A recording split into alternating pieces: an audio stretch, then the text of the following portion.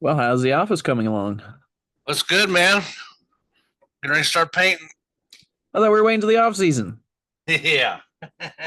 Not with you all, huh? Got so many holes in the wall. We're trying to get shit kind of hung up. How's the workload looking? Stacked. Stacked? Great. Yeah, I Y- mean, it's stacked in the fact that I don't know how many days we got left. Yeah. So just as July far as 30. are you able, so you're cutting out seal coating, and then you're gonna just keep paving until what? It's just consistently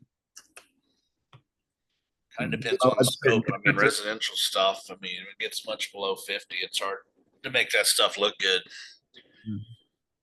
so again, there it depends on the layout of the, like if it's a big, long country driveway, we're just kind of making a path.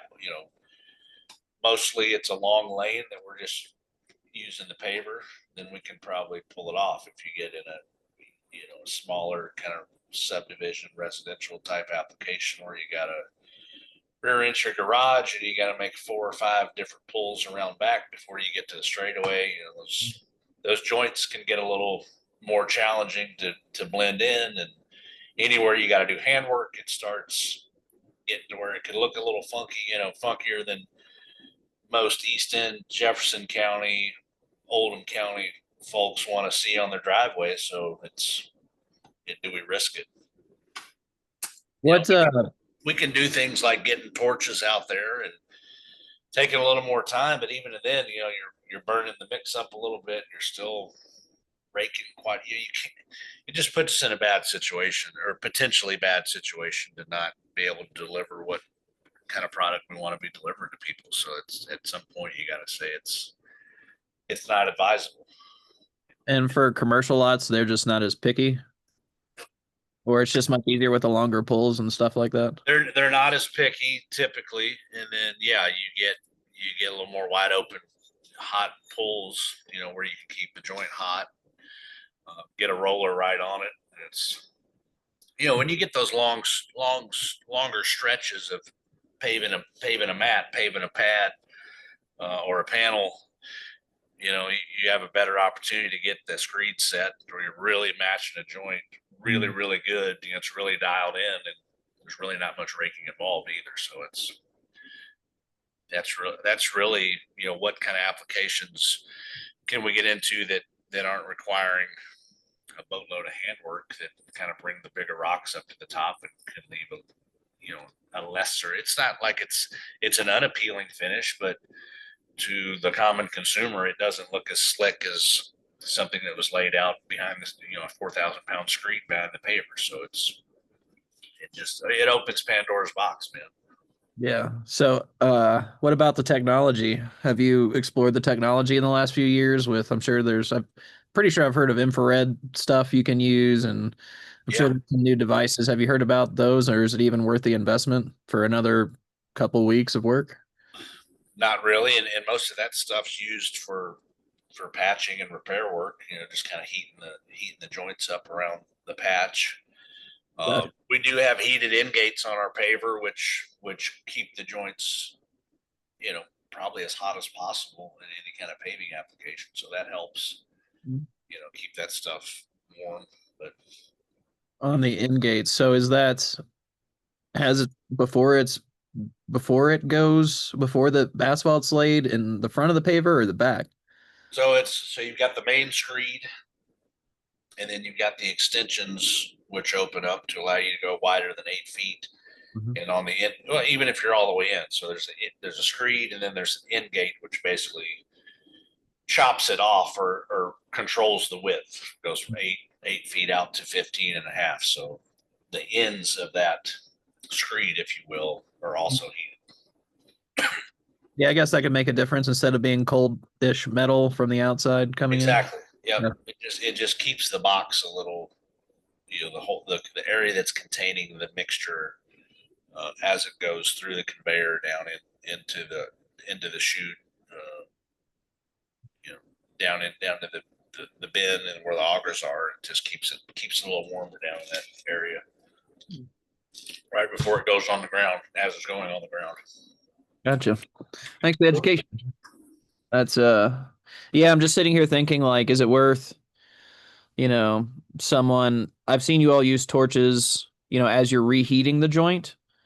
Yep. Is it even worth like someone coming behind, you know, 200, 400 feet behind you all on an open lot and heating that, trying to keep it warm rather than We trying do to. that sometimes if we've got a long enough pull, or um, if there's an area of the lot where we've got to keep a cold joint because we moved to another area and then we're going to come back to that joint because it makes sense for the trucking and just the layout of the pools, then yeah, we'll reheat that joint with a torch. It's kind of warm it back up, wake it back up um, Nice. before we blend the next panel to it. So Sweet. Well, yeah, yeah, I could see that just getting annoying, because I mean, when do you stop for commercial then? Like, is that just when or is it like 40 degrees or I mean the plant, as long as it's above freezing, the plant will make man, that's what material. it depends on. Yeah. Yeah, a lot of the plants will only be making material in that 33 to 40 degree range for base work. A lot of the producer members that also do installs. When it gets cold like that, I mean, they're just trying to cover up some site development um, jobs, projects that they're just trying to get a base course down over the stone for the winter, so the job site's not getting sloppy and muddy and all that crap throughout the winter. So base work is great for post December. But again, we had a couple large driveway projects we had that I know we did last December. We did one for Eldridge, and we did another one for just a private customer out in Henry County that had I don't know, 300-ton driveway, and most of it was just a straight pull with the paver. We were paving over gravel, and that's pretty manageable because we're laying a panel and then we're just tamping the edges. So there's really not a whole lot of joint work involved. Uh, Yeah. so I'm looking at the weather for the next 2 weeks. Looks like it's high next 50s, week looks pretty 60s. good. Yeah. Yeah, we're gonna load up next week, next couple weeks, and that we were in there talking yesterday, me and Tony and Josh, and it's like these days weeks we've got nice weather. Like we're to the point in the season we can't be worried about running ourselves out of work. Like we gotta optimize every workable day we've got at this point because with 6 weeks, you know, take the weekends out of that basically. I mean, that gets you down to what 30 days, something like that. Um, and then you throw in a few cool days. We lost basically this entire week to rain. Um, so let's say you got 30 days between now and December 15th, basically, and we lose. You can lose 5 to 10 of them. So what do we have? 20 workable days, maybe. I mean, that's kind of how we got to look at it. If we get 20, cool. If we get 30, that's great. And we've got the workload to probably fill 30, even right now. I mean, you know what I mean? Yeah. That's great. We're close to it. So we've got another, I don't know, 400,000 dollars under contract. We've got to get installed. Yeah. So Cool. Well, I have a lot to work on as far as design. I'm gonna prioritize the things for the inside of the office, like the rug. I'm excited to get this little podcast corner set up in here. Yeah, me too. Yeah, the plan there is I'm just going to make like a general outline of some options for myself, and then when I come and see it next week, I'll be able to, take any measurements or get a better idea of what you guys were wanting and how much space I actually have to work with. But yeah, I think 5 grand is going to be absolutely plenty. Yeah, yeah, I'll take your ideas, but even if we get a couple different cameras in case you want to invite a couple of the guys in so you can have, or if I come in town or whatever and we want to sit there so we can have two different camera angles, they can still be cheap computerish cameras that'll do a good job. Like even if we do an upgrade from the one that you currently have, that's good. We Yeah. a couple of microphones, which even, I mean, maybe if we want to spend $100, 250 each on a microphone to get them really sounding nice, and then a little interface, maybe another 100 or 200, so really, I mean, to get it done decently, 1,000, 1,500, and then if we want to, I don't know, make it feel more like a studio, maybe make some seating upgrades or whatever, like stuff that maybe some sound dampering, on the walls in case, there's a bunch of uh trucks driving by or something like that. It'll in a lot or something like that, it'll deaden the sound a little bit, but I think 5 grand would definitely cover it. Testing the new phone number, that phone number's live. It's good to go. Okay.